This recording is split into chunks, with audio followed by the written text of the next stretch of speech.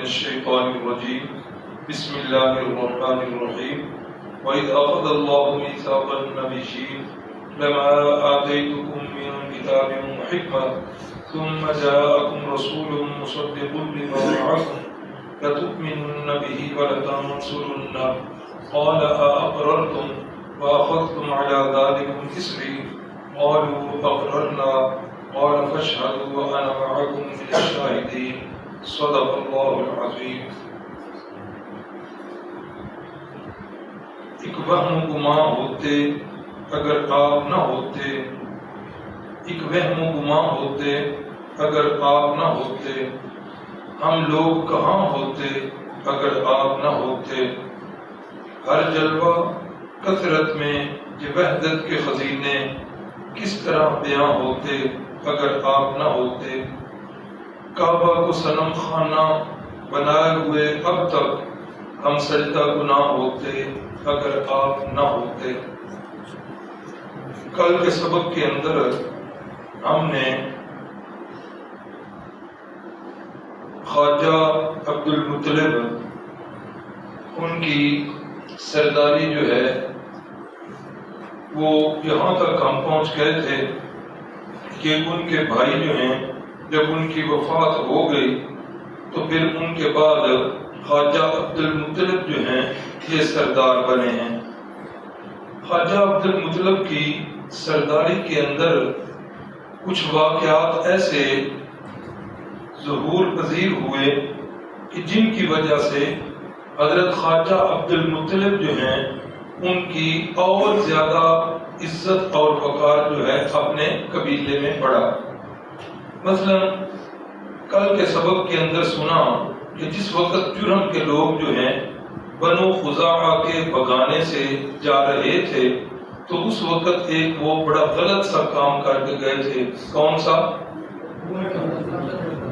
زمزم کے کنویں کے اندر حجر اسود کو اور بیت اللہ کے اندر جو چیزیں پڑی ہوئی تھی ان کو اندر گرا کے اوپر سے پاٹ گئے تھے۔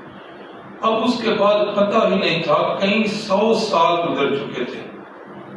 اب جس وقت خواجہ عبد المطلب جو ہیں سردار بنے، ان کو خواب آیا ایک دن، دوسرے دن بھی وہی خواب آیا، تیسرے دن بھی وہی خواب آیا کہ زمزم کا کنواں جو ہے اس کی کھدائی کی ہے۔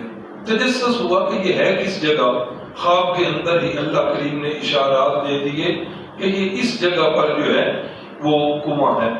تو حضرت نے جس وقت وہاں کنواں کھودنا چاہا، کچھ لوگوں نے مذاق بھی کیا، لیکن 3 دن کی لگاتار کھدائی کے بعد کنویں کے آثار نظر آ گئے۔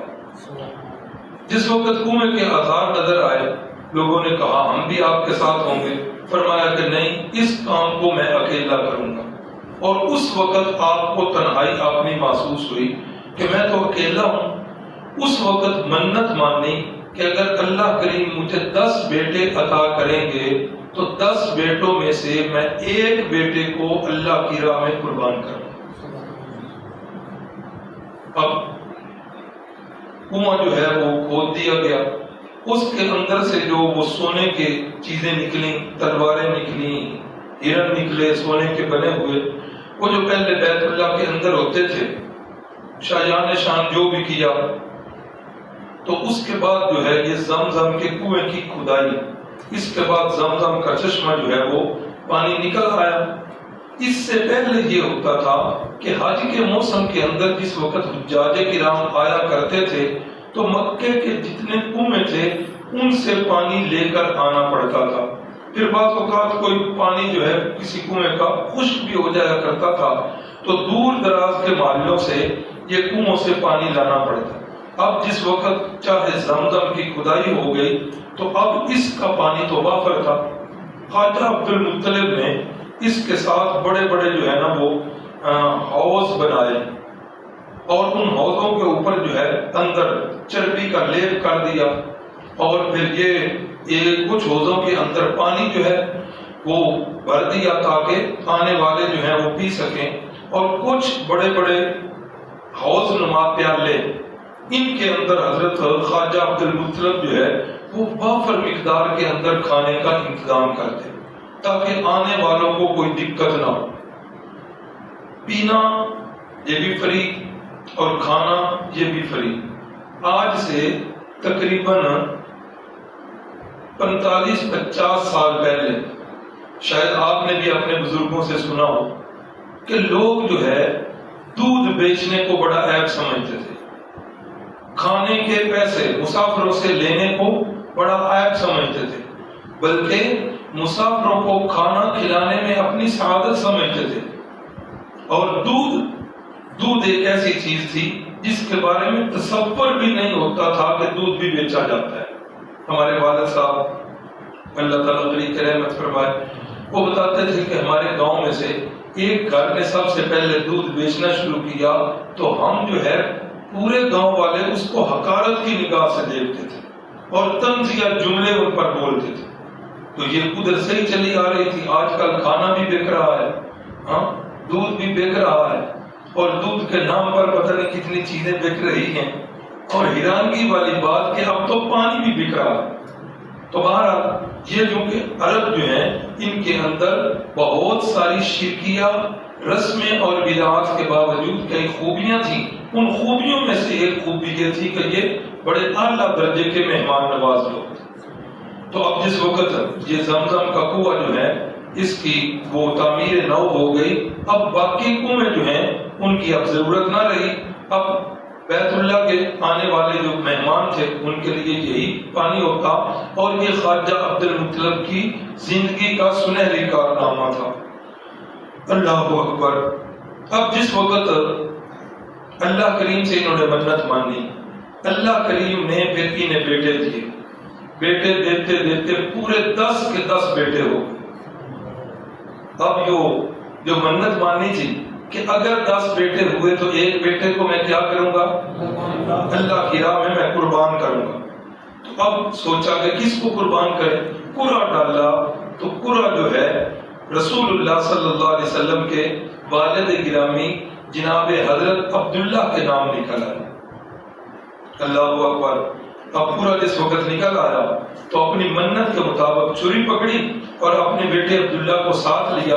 جس وقت چل پڑے تو عبداللہ کی بہنیں رسول اللہ صلی اللہ علیہ وسلم کی پھوپھیاں رونے لگ پڑی، بھائی کے ساتھ لپٹ گئے، ہم نے تو ایسا نہیں ہونے دینا، یہی ہمارے بھائی جو ہیں وہ سب سے زیادہ خوبصورت ہیں، یہی سب سے زیادہ اخلاق والے ہیں، ان کے ساتھ ہم یہ کام نہیں ہونے دیں۔ پھر رسول اللہ صلی اللہ علیہ وسلم کے ننیال جو ہیں ان کو پتہ چلا، وہ بھی آ گئے، انہوں نے کہا یہ نہیں کرنے دیں۔ انہوں نے کہا بھئی میں نے منت مانی ہے، اب منت تو میں نے پوری کرنی ہی کرنی ہے، کس طریقے سے کروں؟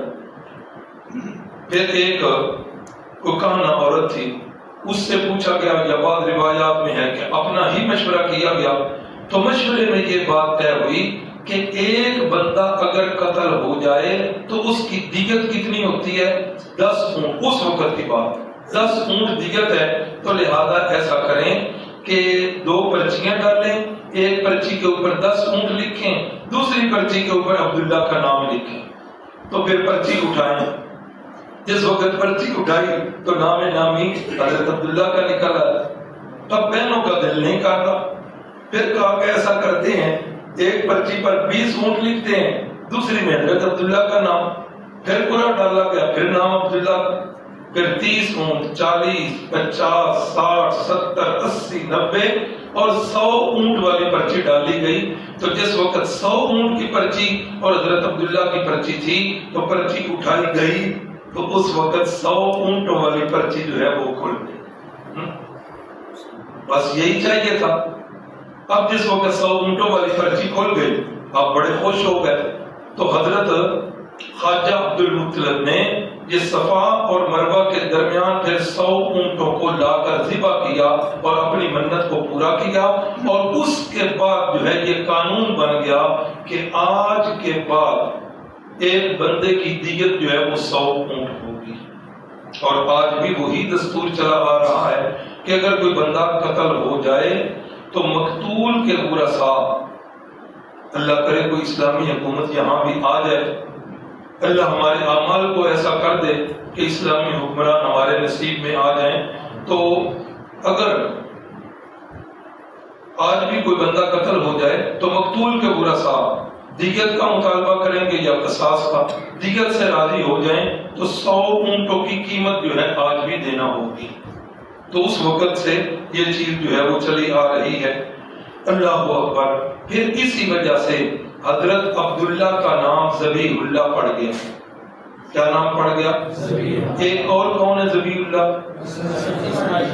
حضرت سیدنا امیر معاویہ رضی اللہ تعالیٰ عنہ سے روایت ہے، فرماتے ہیں کہ ہم بیٹھے ہوئے تھے صحابہ اکرام بھی اور رسول اللہ صلی اللہ علیہ وسلم، ایک دیہاتی بندہ اوپر سے آیا اور اس نے آ کر پوچھا این ابن، اس نے آ کر پوچھا کہ یا ابن الذبیحین، اے 2 ذبیحوں کے بیٹے۔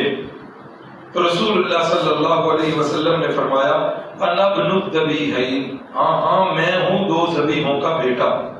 صحابہ اکرام نے پوچھا یا رسول اللہ صلی اللہ علیہ وسلم، اس کا کیا مطلب کہ آپ 2 ذبیحوں کے بیٹے ہیں؟ تو پھر آپ صلی اللہ علیہ وسلم نے یہ واقعہ سنایا اور فرمایا کہ ایک میں اسماعیل کا بیٹا اور ایک میں عبداللہ کا بیٹا، یہ دونوں کے دونوں جو تھے یہ ذبیح اللہ تھے۔ اللہ اکبر۔ حضرت خواجہ عبد المطلب کی سرداری کے زمانہ میں ایک اور اہم واقعہ بہت بڑا وہ بھی آیا، اور اس واقعہ کا نام ہے اصحاب الفیل۔ قرآن مجید کے اندر یہ واقعہ جو ہے سورۃ الفیل کے اندر اللہ نے بیان فرمایا ہے۔ اس کی وجہ کیا بنی؟ لکھتے ہیں کہ اس کی وجہ یہ بنی کہ یمن کا جو گورنر تھا اس کا نام تھا ابرہا۔ ابرہا جو ہے نا، اس کے دل کے اندر یہ بات آئی کہ لوگ جو ہے ادھر مکے کے اندر بھاگتے ہیں، ادھر دوڑتے ہیں، حج اور عمرے کے لیے جاتے ہیں، کیا ہے وہاں ایک کچی اینٹوں سے بنا ہوا ایک معمولی سا جو ہے وہ مکان ہے، تو میں اس سے کہیں بہتر جو ہے نا ادھر حبشہ کے اندر میں بناتا ہوں۔ اس نے حبشہ کے اندر پھر ایک بڑا عالی شان مکان تیار کیا اور اس کے اندر تعمیر کے اس وقت کے جتنے بھی نمونے تھے وہ سارے کے سارے صرف کر اور کشش۔ اب جس وقت تیار ہو گیا، اس نے لوگوں کے اندر اعلان کیا کہ آج کے بعد مکے کوئی نہیں جائے گا، سارے کے سارے ادھر آئیں گے اور ادھر آ کر حج اور عمرہ کریں گے۔ بھلا بیت اللہ کا جو شرف ہے وہ اس کی بلڈنگ اور بناوٹ اور تعمیر کی وجہ سے، ایسی تو بات ہی کوئی نہیں، اس کی جو نسبت ہے وہ بڑی اونچی نسبت ہے، اس وجہ سے اس کا شرف ہے، اس کی عزت ہے۔ اللہ اکبر۔ تو اب کیا ہوا؟ لوگوں کا ادھر رجحان نہیں ہوا۔ جب لوگوں کا رجحان نہیں ہوا، اب وہ پریشان ہے کہ کون سا ایسا کام کروں کہ لوگوں کا رجحان ادھر ہو جائے۔ ابھی وہ اسی جو ہے ادھیڑ بن میں تھا، اسی مشکل میں تھا کہ کوئی عرب کا بندہ ادھر گیا تو اس نے کیا کیا، اس کو غصہ تھا۔ اب یہاں بھی 2 روایتیں ہیں۔ ایک روایت ہے کہ عرب کے کچھ لوگ گئے ہوئے تھے، انہوں نے آگ جلائی، ہوا چلی تو اس آگ کی چنگاری جو ہے وہ اس کے اندر پہنچی اور وہ سارا جل کر خاکستر ہو گیا۔ اور دوسری روایت یہ ہے کہ عرب کا کوئی بندہ گیا، اس نے کہا اچھا یہ بیت اللہ کے مقابلے میں بنایا۔ جس وقت رات کو سارے لوگ سو گئے نا، تو اس نے جا کر اس کے اندر پخانہ کر، پخانے کے ساتھ کچھ ادھر کچھ ادھر کچھ ادھر سارا گندا کر دیا۔ اب جس وقت یہ ابرہا وہ اٹھا، اس نے دیکھا کہ میں نے اتنی محنت کے ساتھ یہ بنایا تھا، اس کے ساتھ یہ سلوک، اس نے کہا کہ کیوں نہ ایسا ہو کہ میں اب اس کو گراؤں گا اور اس کو گرانے کے بعد پھر لوگوں کی خود بخود توجہ جو ہے وہ ادھر ہو جائے۔ اس نے پھر ایک بہت بڑا لشکر، لکھنے والے سیرت نگار لکھتے ہیں کہ تقریباً 60,000 کا لشکر تھا اور یہ ہاتھیوں کے اوپر یہ بیت اللہ کی طرف آئے ہیں۔ اب جس وقت اتنا ٹھاٹھے مار کا سمندر دیکھا مکے والوں نے بڑے پریشان، مکہ کے قریب آ کر اس نے کیا کیا، اس نے اپنے کارندوں سے کہا کہ یہاں جتنے بھی اونٹ چلتے ہوئے نظر آ رہے ہیں پکڑ کے لے آؤ۔ اب انہوں نے سارے اونٹ پکڑ دیے، ان کے اندر خواجہ عبد المطلب کے 200 کے قریب اونٹ وہ بھی تھے۔ اب مکے والے بھی پریشان ہیں، ہاتھی دیکھ رہے ہیں، ہاتھی شاید پہلے نہیں دیکھا ہوا تھا، ان کے پاس تو سواری کے لیے اونٹ ہی ہوا کرتے تھے یا گھوڑے ہوتے تھے، زیادہ تو اونٹ ہی تھے، اب یہ ہاتھی ان کے لیے نئی چیز، پھر اتنا بڑا لشکر۔ بہرحال یہ پریشان تو تھے. جب اونٹوں کو پکڑا گیا، خواجہ عبد المطلب کو بتایا گیا تو خواجہ عبد المطلب جو ہے پھر اس کے پاس گئے. اللہ کریم نے حسن اور وجاہت اتنی دی ہوئی تھی کہ جو بندہ بھی دیکھتا مرعوب ہو جایا کرتا تھا. تو جس وقت حضرت خواجہ صاحب اس کے دربار میں پہنچے جو اس نے بنایا ہوا تھا، وہ اپنے تخت پر بیٹھا ہوا تھا اور کرسی ایک ہی تھی. خواجہ عبد المطلب جس وقت نیچے بیٹھے اتنا مرعوب ہوا کہ وہ بھی اٹھ کر نیچے بیٹھ گئے. ہاں جی کیا بات ہے؟ میں نے کہا کہ بات تو کوئی نہیں، ہم تو صرف آئے ہیں کہ اتنی محنت سے ہم نے ایک کام کیا تھا اور تمہارے اربوں نے جا کر اس کے ساتھ یہ سلوک کیا ہے، اب ہم نے اس کو گرا کر جانا ہے تاکہ لوگوں کی توجہ جو ہے وہ ادھر ہو. آپ بتائیں کیسے ہے؟ کہا کہ میں تو آیا ہوں اپنے اونٹوں کے لیے، میرے اونٹ آپ کے بندوں نے پکڑ لیے تو میں ان کے لیے آیا ہوں. وہ ابرا جو ہے ہنس پڑا، کہنے لگا کہ آپ کا جو ہے نا تعارف تو بڑا اونچا ہے، آپ کی وجاہت اتنی زیادہ ہے، میں تو سمجھا تھا کہ آپ میرے پاس آئے ہیں کہ آپ حملے کا ارادہ ترک کر دیں، فوجوں کو واپس لے کر چلے جائیں. مجھے تو بڑی حیرانگی ہو رہی ہے کہ آپ نے اس کی کعبے کی بیت اللہ کی بات ہی کو نہیں کی، آپ اپنے اونٹوں کی بات کر رہے ہیں. خواجہ عبد المطلب نے بڑا تاریخی جملہ ارشاد فرمانے لگے کہ اونٹ میرے ہیں اس لیے میں اپنے اونٹوں کی بات کر رہا ہوں. بیت اللہ جس رب کا ہے وہ رب جانے اور اس کا گھر جانے، اور ان قریب میرا رب جو ہے تمہیں اس سے روک لے. بہرحال اس نے اپنے بندوں سے کہا اونٹ مل گئے ان کو، یہ واپس لے آئے، اور اس نے پیغام بھیجا کہ میری آپ کے ساتھ کوئی دشمنی نہیں، نہ میں آپ کے ساتھ لڑائی کروں گا، بلکہ میرا ایک ہی مقصد ہے وہ کروں گا، تم اس کے اندر رکاوٹ نہ بننا تو میں تمہیں کچھ نہیں کروں. خواجہ عبد المطلب نے مکے والوں سے کہا کہ اب یہ بڑے عجیب معاملہ ہے، ہم تو کیا پورا عرب بھی اکٹھا ہو جائے، سارے قبائل بھی، تو شاید اس کا مقابلہ نہ کر سکے. تو یہ بیت اللہ میں آئے اور اپنی بے بسی اللہ کے سامنے بیان کی کہ اللہ تو جانتا ہے کہ ہم اس کے سامنے بے بس ہیں، اے اللہ تو کچھ غیبی مدد اور نصرت فرما. تو پھر یہی ہوا کہ جس وقت یہ لشکر چلا تو اللہ کریم فرماتے ہیں الم تری کیف فعل ربک باصحاب الفیل، کیا تو نے دیکھا نہیں ہے تیرے رب نے ہاتھی والوں کے ساتھ کیا سلوک کیا. الم یجعل کیدہم فی تضلیل، کیا اللہ نے ان کی تدبیروں کو بالکل جو ہے ملیا میٹ نہیں کر دیا. تدبیروں کو کس طرح ملیا میٹ کیا. ارسل علیہم طیرا ابابیل، اللہ نے ان پر پرندوں کے جھنڈ بھیجے. جدہ کی طرف سے چھوٹے چھوٹے پرندے آئے. ابابیل جو ہے نا عام طور پر ہم سمجھتے ہیں، ہم بھی بچپن میں یہی سمجھتے تھے کہ یہ جو ابابیل چل رہے ہیں اڑ رہے ہیں یہی پرندے تھے، یہ نہیں تھے. ابابیل جو ہے عربی زبان کے اندر پرندوں کے جھنڈ کو کہتے ہیں. وہ کون سے پرندے تھے؟ سیرت نگار اس سے خاموش، البتہ وہ جھنڈ کی صورت میں آئے. ان کے پاس ہر پرندے کے پاس 3 کنکریاں، ایک چونچ میں اور 2 جو ہیں وہ پنجوں کے اندر، اور انہوں نے آ کر ان کے اوپر برسائیں. اور نتیجہ کیا نکلا؟ نتیجہ نکلا کہ وہ اس طرح ان کو لگی جس طرح گولیاں لگتی. یہ بھی لکھا ہے کہ اوپر سے چھوٹی تھی، جو نیچے آتی اور اس کی جسامت جو ہے وہ بڑھتی جاتی، نیچے پہنچ کر انہوں نے ان کا بلکس نکال دیا اور فرمایا کہ ترمیہم بحجارۃ من سجیل فجعلہم کعصف مأکول. کعصف مأکول کا معنی صحیح وہ بندہ سمجھے گا جس نے بھینسیں اور گائیاں رکھی ہوئی. یہ جس وقت بڑے جانور چارہ کھا کر جگالی کرتے ہیں نا، تو وہ جگالی جو ہے یا وہ چارے کے کچھ ذرات نیچے گرتے ہیں تو وہ اس کی شکل ایسی ہوتی ہے کہ اس کو دیکھنے کو دل نہیں کرتا. تو فرمایا کہ ہم نے ان کا یہ سلوک کیا فجعلہم کعصف مأکول، جس طرح کھایا ہوا چارہ ہوتا ہے اس طرح ہم نے ان کو ایسا کر دیا کہ ان کی لاشوں کی طرف دیکھنے کو بھی کسی کا دل نہیں کرتا. اور اس ابرہ کا کیا حال ہوا؟ اس کے جسم کے اوپر چیچک کے دانے اٹھے. یہ جو ہے بڑے ایک عجیب انداز میں ڈکار کا ہوا. بھاگا. پھر کیا ہوا؟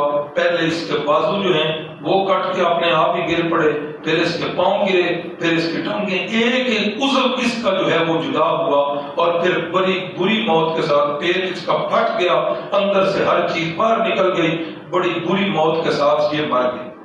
تو یہ واقعہ بھی کب ہوا؟ یہ خواجہ عبد المطلب کی سرداری کے زمانے میں ہوا، اور یہ رسول اللہ صلی اللہ علیہ وسلم کی ولادت باسعادت سے تقریباً 50 یا 55 دن جو ہے یہ پہلے ہوا. اب جس وقت خواجہ عبد المطلب ان کے بیٹے، اب جس وقت حضرت عبداللہ کی شادی کی باری تھی، تقریباً 18 سال کے قریب ان کی عمر مبارک ہوئی، تو رشتے آنے شروع ہو گئے.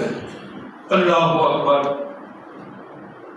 حضرت آمینہ ان کا جو قبیلہ ہے، قبیلہ تو تھا وہ کہاں پر؟ یثرب میں، مدینہ طیبہ میں، لیکن آپ کو یقیناً اس بات کا پتہ ہوگا کہ وہ قبیلہ بھی بنو ہاشم کا ہی تھا. یہ 7ویں یا 8ویں پشت سے اماں جی آمینہ کا شجرہ نسب اور رسول اللہ کا شجرہ نسب جا کر مل جاتی، یعنی دونوں جو ہیں یہ بنو ہاشم کے دونوں طرف سے اللہ نے اس طرح حفاظت کے ساتھ رکھا. تو حضرت آمینہ جو ہیں ان کے بارے میں لکھا ہے سیرت نگاروں نے کہ خواجہ عبد المطلب جو ہیں ایک دفعہ گئے ہیں تجارت کی غرض سے، جس ملک کے اندر گئے ہیں وہاں پر ایک جو ہے راہب رہتا تھا. اس نے جب حضرت خواجہ عبد المطلب کو دیکھا تو دیکھتا ہی رہا، آنکھوں میں دیکھتا رہا، پھر یہ ناک مبارک جو ہے اس کو دیکھتا رہا، اور پھر کہنے لگا کہ مجھے معلوم ایسا ہو رہا ہے کہ نبی آخر الزمان جو ہیں وہ آپ کی نسل سے آئیں گے، میں نے جو کچھ نشانیاں پڑھی ہوئی ہیں وہ آپ کے اندر پائی جا رہی ہیں. تو لہذا ایسا کرو کہ یثرب کے اندر ایک خاندان ہے، اس خاندان سے اپنا رشتہ قائم کرو. بالآخر جس وقت خواجہ عبد المطلب واپس آئے اپنے بیٹے عبداللہ کا رشتہ لینے کے لیے ادھر پہنچے یثرب میں، تو وہاں جا کر جس وقت ان کے گھر والوں نے بتایا کہ ہم اپنے عبداللہ بیٹے کے لیے رشتے کے لیے آئے ہیں، آمینہ کا رشتہ لینے کے لیے. اور اماں جی آمینہ اس سے پہلے کئی سرداروں نے اپنے بیٹوں کے لیے ان کا رشتہ طلب کیا تھا، لیکن گھر والوں نے منظور نہیں کیا. اب جس وقت ایک تو وہ خاندان پیچھے سے ایک ہی ہے بنو ہاشم کا خاندان، اور دوسرا خواجہ عبد المطلب جن کا ایک بڑا روب اور چرچا تھا، بیت اللہ کے کعبے کے متولی. اللہ اکبر. جس وقت اس گھر والوں کو پتہ چلا، انہوں نے تو اپنی بڑی سعادت سمجھی کہ ہمارے یہ نصیب، ہم تو عبد المطلب کے گھر کی باندیاں بننے کے لیے تیار ہیں، یہ تو بڑی اونچی بات ہے کہ وہ رشتہ ہم سے مانگ رہے ہیں. تو بالآخر اللہ کے فضل اور اس کی رحمت کے ساتھ حضرت عبداللہ کا رشتہ اماں جی آمینہ کے ساتھ ہوا. اللہ اکبر. اماں جی آمینہ اس رشتے میں ادھر ہی نہیں، ابھی نکاح ہو گیا. حضرت عبداللہ جو ہیں وہ اس نکاح کے بعد جو ہیں وہ چلے گئے آگے تجارت کے سلسلے میں، اور تجارت کے سلسلے میں جب واپس آ رہے تھے شام سے تو رستے میں طبیعت کافی خراب ہوئی، اور طبیعت خرابی کے باوجود جو ہے وہ مدینہ طیبہ پہنچ گئے. یہاں آ کر ان کا انتقال ہو. انا للہ و انا الیہ راجعون. یعنی چند دنوں کی جو ہے وہ رفاقت تھی، اور اماں جی آمنہ کی تو ابھی خوشیاں بھی پوری نہیں ہوئی تھی، ابھی تو کوئی چیز جو ہے وہ پوری ہی نہیں ہوئی تھی. اتنا بڑا صدمہ، اتنا بڑا صدمہ. بہرحال قضاء و قدر کے فیصلے جو ہیں وہ اٹل ہوتے ہیں. اللہ کے فیصلوں پر راضی رہنا یہی ایک مسلمان کا شیوا ہے. بہرحال اماں جی آمنہ جو ہیں اللہ کے فضل سے، رحمت سے، امید سے ہو گئیں، اور رسول اللہ صلی اللہ علیہ وسلم ان کے پیٹ میں تشریف لے آئے. اللہ اکبر. تو رسول اللہ صلی اللہ علیہ وسلم ابھی دنیا میں تشریف نہیں لائے تھے، تو آپ کی آمد کے تذکرے جو ہیں وہ آپ سے پہلے ہی ہو رہے ہیں. ابھی ابتدا میں جو میں نے آیت پڑھی ہے اس کے اندر عالم ارواح کا ایک اللہ کریم وعدہ، اس کا تذکرہ فرمایا کہ میں نے تمام انبیاء کی ارواح طیبہ کو عالم ارواح میں اکٹھا کیا. اذ اخذ اللہ میثاق النبیین لما آتیتکم من کتاب و حکمہ، اللہ نے سارے انبیاء کی ارواح سے یہ وعدہ لیا کہ جس وقت میں تمہیں نبوت اور رسالت دے کر دنیا میں بھیج دوں گا، پھر اپنے اپنے علاقے کے اندر تم میرا وہ کام کر رہے ہوگے، پھر تمہارے نبوت کے زمانے میں ثم جاءکم رسول مصدق لما معکم، پھر وہ ذی شان نبی آ جائیں گے جو سب سے آخر میں آنے ہیں، جن کا مقام سب سے بلند ہونا ہے۔ پھر تم نے کیا کرنا ہے؟ اپنی نبوت اور رسالت کو چھوڑ کر لَتُؤْمِنُنَّ بِهِ وَلَتَنْصُرُنَّ، تم نے میرے نبی آخر الزمان پر ایمان بھی لے کے آنا ہے اور اس کے جھنڈے کے نیچے اس کا سپاہی بن کر اس کے ساتھ کافروں کے ساتھ جا کر جہاد بھی کرنا۔ یہ اللہ عالم ارواح میں تمام انبیاء سے یہ وعدے لے رہے ہیں، اور قرآن مجید کے اندر اور بھی آیتیں فرمایا کہ وَإِذْ قَالَ عِيسَى ابْنُ مَرْيَمَ يَا بَنِي إِسْرَائِيلَ، حضرت عیسیٰ ابن مریم جو ہیں ان کے تذکرے ہو رہے ہیں۔ اللہ فرما رہے ہیں کہ حضرت عیسیٰ اپنی قوم سے کہہ رہے ہیں کہ اے بنی اسرائیل، انی رسول اللہ الیکم، اللہ نے مجھے تمہاری طرف نبی بنا کے بھیجا ہے۔ الفاظ پر ذرا غور کیجئے گا، یا بنی اسرائیل کیا معنی؟ اے بنی اسرائیل، انی رسول اللہ الیکم، اللہ نے مجھے تمہاری طرف نبی بنا کے بھیجا ہے۔ اور سابقہ انبیاء کا پڑھے نا قرآن مجید کے اندر، ہر نبی کی دعوت یہیں سے شروع ہوئی، یا قوم اعبدوا اللہ، اے میری قوم، اے میری قوم۔ لیکن جس وقت ہمارے پیارے پیغمبر صلی اللہ علیہ وسلم کی باری آئی، وہاں یا قوم کے لفظ نہیں ہیں، وہاں الفاظ ہیں یا ایھا الناس، اے پوری کائنات کے لوگوں۔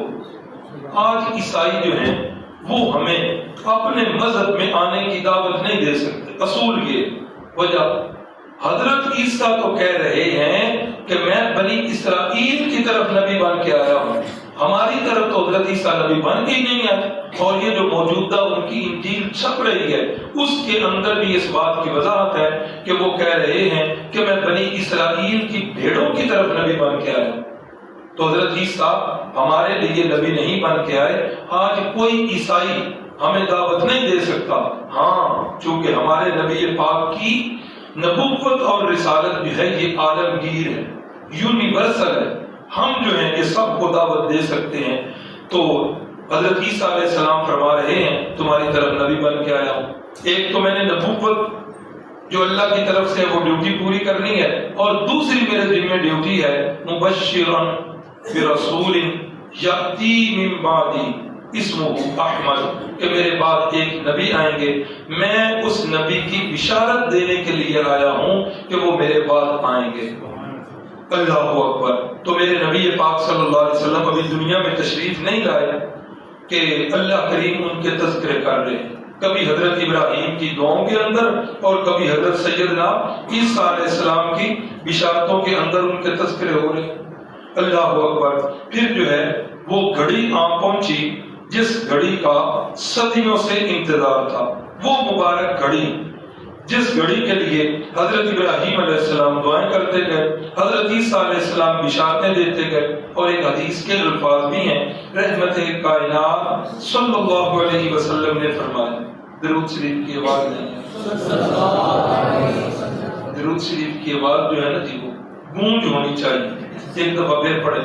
صلی اللہ علیہ وسلم نے فرمایا، انا دعوت ابی ابراہیم وبشرا عیسیٰ، فرمایا کہ میں حضرت اپنے باپ حضرت ابراہیم کی دعاؤں کا اثر ہوں، اور میں حضرت عیسیٰ علیہ السلام کی خوشخبری ہوں۔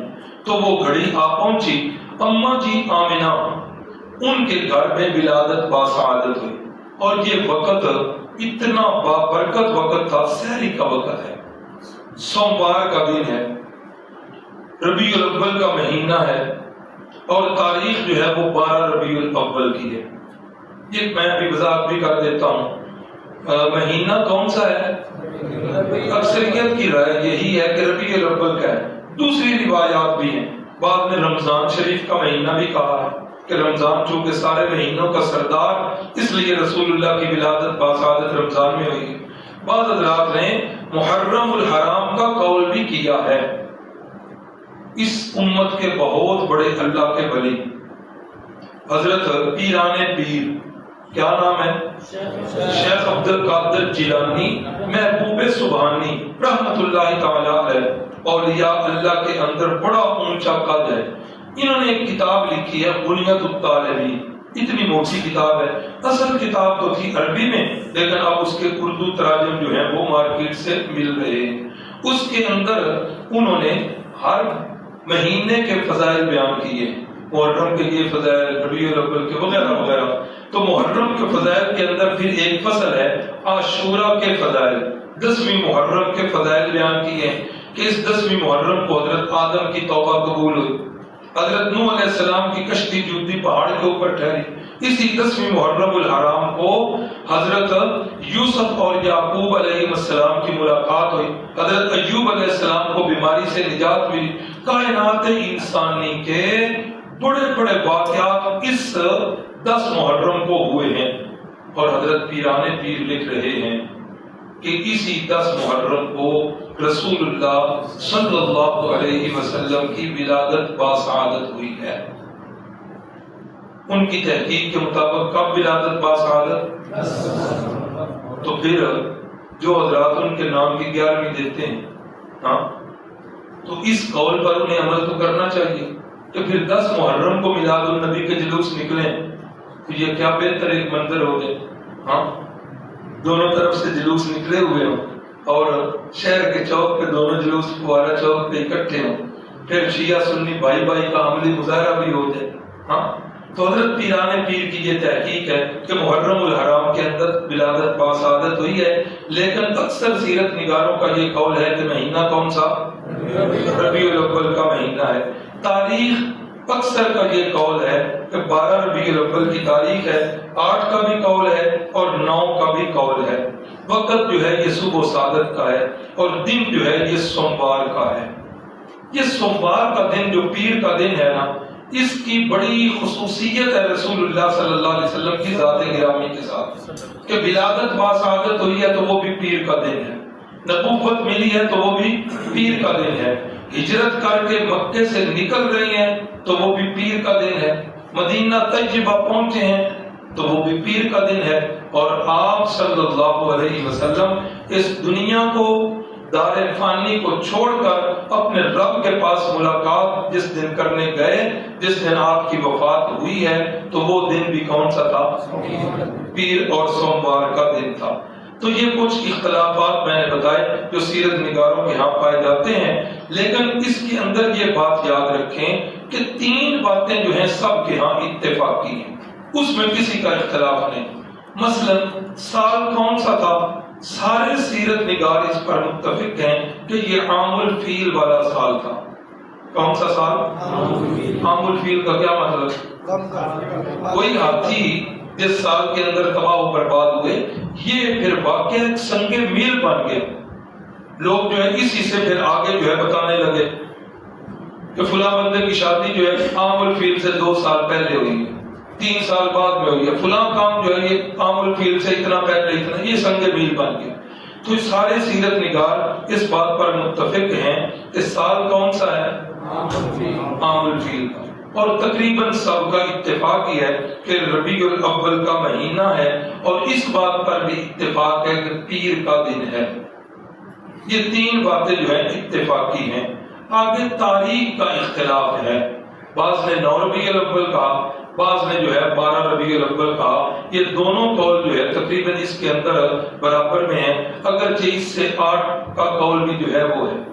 ایک بات جو ہے وہ تو سمجھ میں آ رہی ہے سب کو کہ یہ جو تاریخوں کے اندر اختلاف ہے، ربیع الاول کی تاریخوں میں اختلاف ہے، اکثر جو ہے وہ 9 کا اور 12 کا قول ذکر کرتے ہیں، اور بعض جو ہے 8 کا قول ذکر کرتے ہیں۔ یہ تاریخ کا اختلاف غور کیجئے گا، ایک بات بتا رہا ہے، سمجھ آئی کہ نہیں ہے؟ تاریخ کا یہ اختلاف ایک بات کی طرف اشارہ کر رہا ہے۔ اشارہ کس بات کی طرف؟ کہ صحابہ کرام کے اندر رسول اللہ صلی اللہ علیہ وسلم کی ولادت باسعادت والا دن اس طرح نہیں منایا جاتا تھا جس طرح ہمارے ہاں منایا جاتا۔ آپ غور کر لیں، اب دیکھیں نا، عید الفطر کے اندر کسی کا اختلاف ہے؟ کسی کا؟ سب کا اتفاق ہے کہ عید الفطر کب ہوتی ہے؟ یکم شوال کو۔ کسی کا اختلاف ہے کہ عید الاضحیٰ کب ہوتی ہے؟ سب کا اتفاق ہے کہ عید الاضحیٰ کب ہے؟ 10 ذی الحجہ کو ہے۔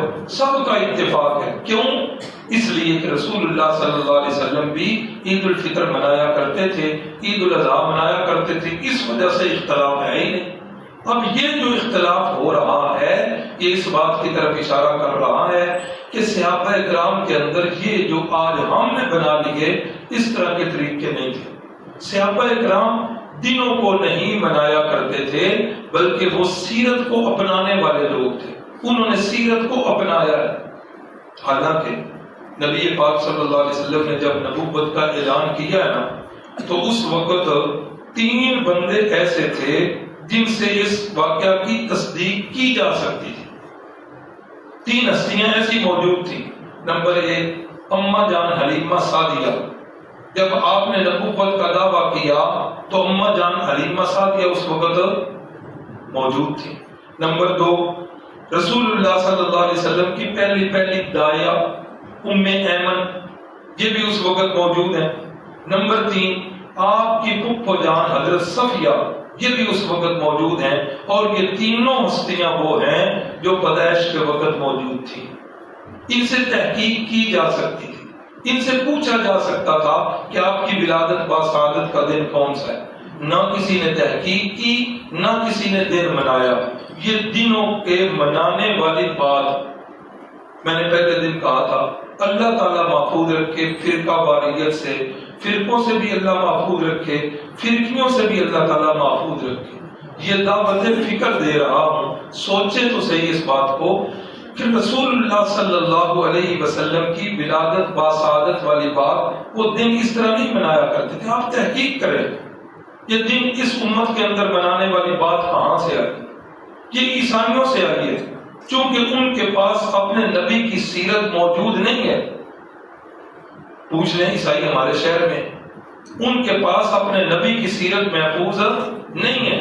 خوش نصیب ہیں آپ لوگ کہ آپ کے پاس آپ کے پیارے محبوب کی سیرت موجود ہے۔ عیسائی آج اپنے پیغمبر حضرت عیسیٰ کی جو سیرت بیان کرتے ہیں ان میں سے اکثر حصہ تو وہ قرآن مجید سے لیتے ہیں، ان کے پاس نہیں ہے۔ اس لیے انہوں نے کیا کیا؟ انہوں نے دن منایا، 25 دسمبر کا دن منایا۔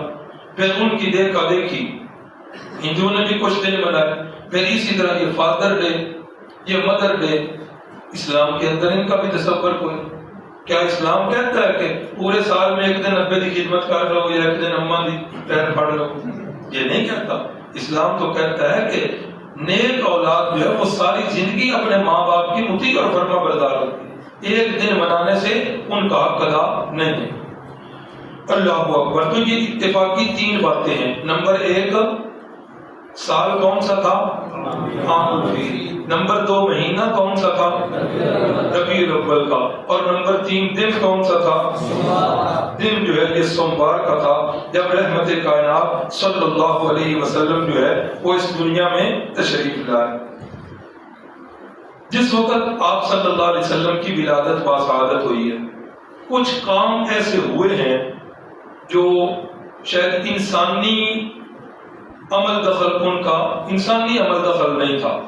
آپ کی ولادت باسعادت ہوئی ہے تو اس وقت فارس جو اس وقت جس کا نام ایران ہے، اگرچہ فارس اس وقت سپر پاور تھی، کئی ممالک اس میں تھے اور اس کا نام فارس تھا، اور یہاں کا جو مذہب تھا وہ کیا سا تھا؟ مجوسی النسل تھے، اور یہ مجوسی جو ہیں کس کی پوجا کرتے ہیں؟ آگ کی پوجا کرتے ہیں۔ تو یہ فارس کا جو بادشاہ ہوتا تھا اسے کیا کہتے تھے؟ کسرا۔ کیا کہتے تھے؟ کسرا کہتے تھے۔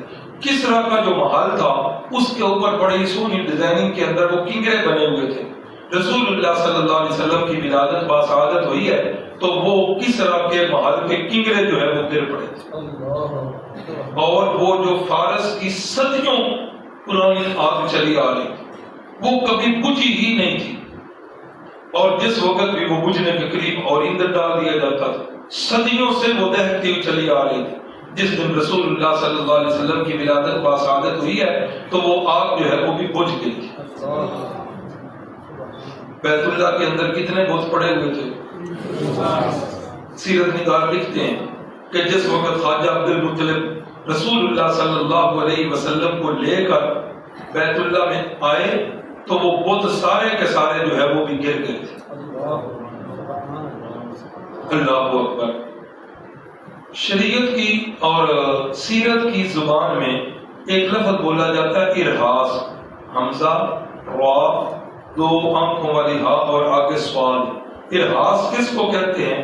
ارہاس کہتے ہیں کہ انبیاء کرام سے قبل از اعلان نبوت جو خلاف عادت اور خلاف عقل ایسے کام ہوتے ہیں جو لوگوں کو حیران کرنے والے ہوتے ہیں، تو شریعت کی اصطلاح میں انہیں ارہاس کہتے ہیں۔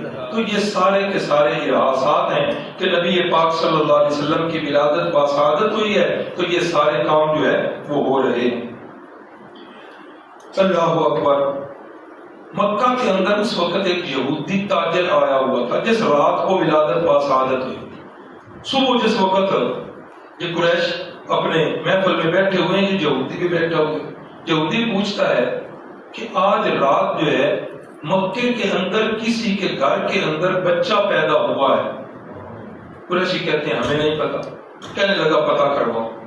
تو جس وقت یہ اٹھ کر اپنے گھروں میں گئے، لوگوں سے جا کر اپنی گھر والیوں سے پوچھا، عورتوں نے بتایا کہ آج اماں جی آمنہ کے گھر بیٹا پیدا ہوا ہے۔ اب یہ واپس آیا اس یہودی تاجر کے پاس، اس کو بتایا کہ عبداللہ کے گھر بیٹا پیدا ہوا ہے جو اس دنیا سے رخصت ہو چکے۔ کہنے لگا نہیں، مجھے اس کے پاس لے چل۔ اب وہ لے کر آئے خواجہ عبد المطلب کے پاس۔ خواجہ عبد المطلب فرمانے لگے کہ ٹھہرو میں اپنے بیٹے کو لے کے آتا ہوں۔ خواجہ عبد المطلب لینے گئے تو یہ تاجر کہتا ہے اگر اس بچے کے دونوں کندھوں کے درمیان پیچھے کمر مبارک پر بالوں کا گچھا ہوا تو سمجھ لینا کہ یہ مہر نبوت ہے اور یہ آنے والے وقت کے اندر یہ بچہ جو ہے نبی ہو۔ اب جس وقت خواجہ عبد المطلب لے کر آئے بچے، ننھے بچے کو، تو اس نے دونوں کندھوں کے درمیان جو بالوں کا گچھا دیکھا تو وہ یہودی تاجر بے ہوش ہو کر گر پڑا۔ جب ہوش میں آیا لوگوں نے پوچھا کیا ہوا؟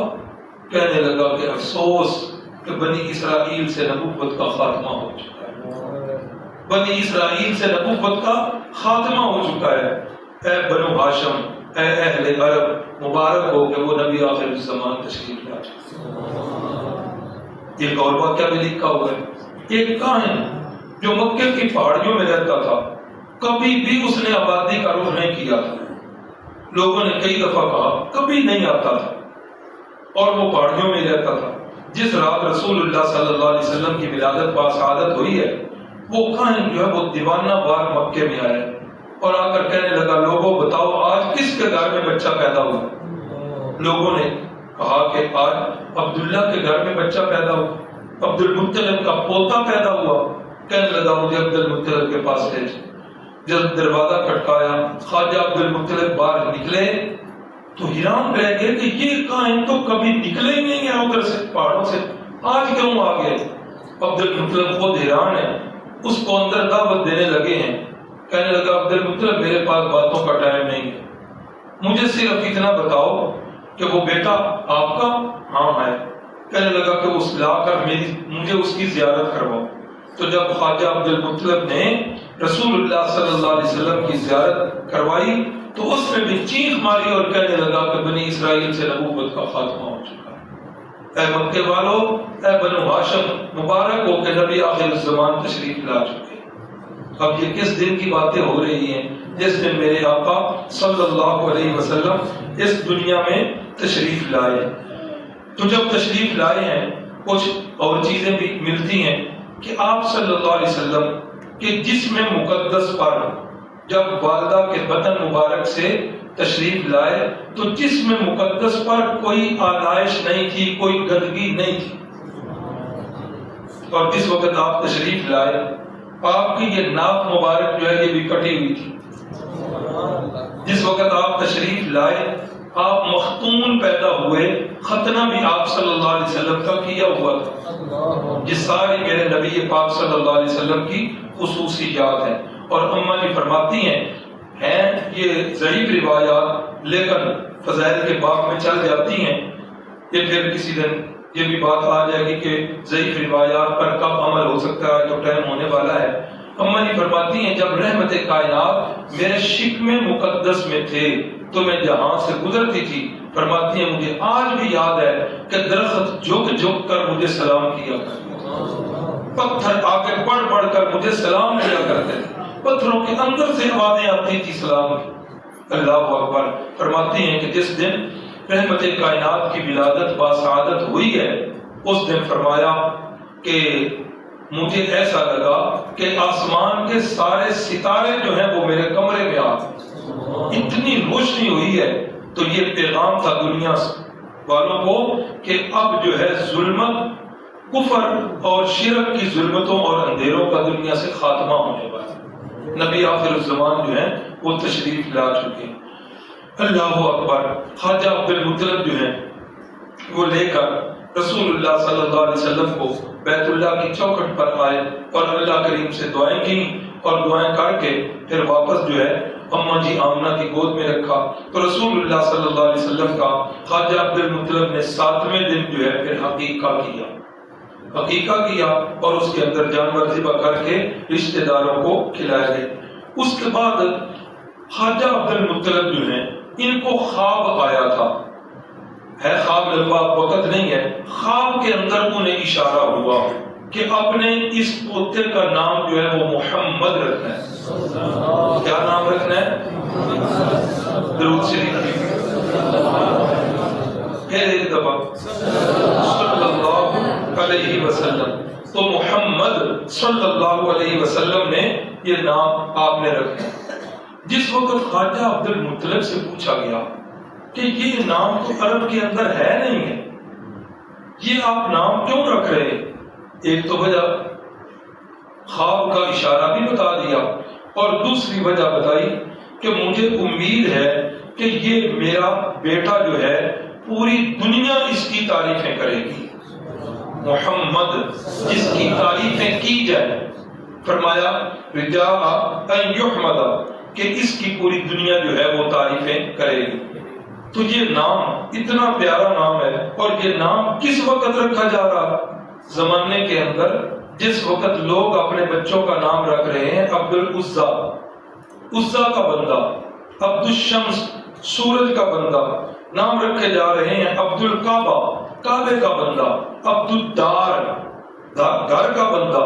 یہ اس وقت نام رکھا جا رہا ہے جب معاشرے کے اندر شرکیہ نام جو تھے عروج پر تھے. محسوس ایسے ہوتا ہے کہ میرے نبی پاک صلی اللہ علیہ وسلم کا یہ نام نامی اسم گرامی بھی الہامی نام ہے اور اللہ کریم نے دادا جی کے دل میں الہام کیا. اب ایک پھر بحث چلتی ہے کہ اس نام کا معنی کیا ہے. اللہ اکبر. یہ جو لغت کی کتابیں ہوتی ہیں ڈکشنریاں، لغت شاید نئے بچے نہ سمجھیں، ڈکشنری جو ہوتی ہے جس کے اندر الفاظ کے معنی ہوتے ہیں، عربی کی ڈکشنریاں ہیں. عربی کی ایک ڈکشنری ہے علامہ راغب نے لکھی ہے، اس کا نام ہے مفردات القرآن. علامہ راغب نے اس کا معنی کیا اور بڑا ہی پیارا معنی کیا. مفردات کے اندر وہ فرماتے ہیں کہ محمد الذی اجمعت فیہ خصال محمودۃ، کہ محمد صلی اللہ علیہ وسلم اس ہستی کو کہتے ہیں جس ہستی کے اندر اللہ کریم کائنات کی ساری خوبیوں کو اکٹھا کر کے جس شخصیت کے اندر وہ خوبیاں رکھ دیں اس شخصیت کو کہتے ہیں محمد صلی اللہ علیہ وسلم. ایک اور کتاب ہے جس کا نام ہے قاموس. صاحب قاموس نے معنی کیا اور انہوں نے بھی بڑا پیارا اور خوب معنی کیا.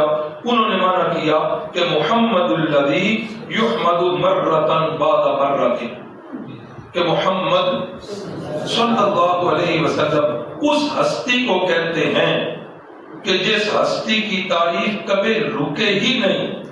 ہر زمانے کے اندر، ہر علاقے کے اندر، لوگ جو ہے اس کی تعریفیں کر رہے ہیں، جس کی تعریفیں آسمانوں میں ہو رہی ہوں، جس کی تعریفیں زمین والے کر رہے ہوں، جس کی تعریفیں مشرق والے کر رہے ہوں، جس کی تعریف مغرب والے کر رہے ہوں، شمال اور جنوب کے اندر اس کی تعریفیں ہو رہی ہیں، تورات اور انجیل کے اندر اس کی تعریفیں ہو رہی ہیں، جنت کے اندر اس کی تعریفیں ہو رہی ہیں، آذان کے اندر، تکبیروں کے اندر اس شخصیت کی تعریفیں ہو رہی ہیں۔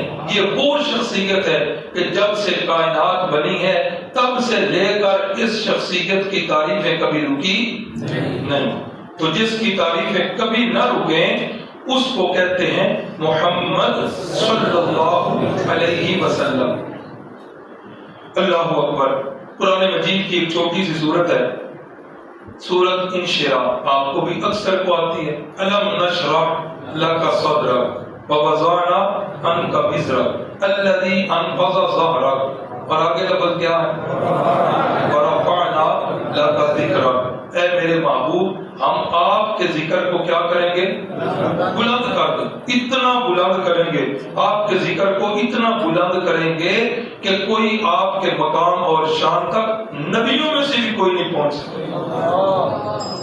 یہ ورفعنا لک ذکرک، یہ خطیب حضرات، ہم تو خطیب ہے نہیں، ہم تو ایک معمولی سے طالب علم اور مدرس ہیں، خطیب حضرات پھر اس کے اندر رنگینیاں برتے ہیں کہ جس وقت میرے محبوب صلی اللہ علیہ وسلم جو ہے ہاتھ باندھ کر اللہ کے حضور کھڑے ہوتے تھے اور کہتے تھے اللہم انا نستعینک ونستغفرک ونؤمن بک ونتوکل علیک ونثنی علیک الخیرات ونشکرک ولا نکفرک۔ یہ کاف کاف کاف یہ اللہ کو بڑا پسند آیا۔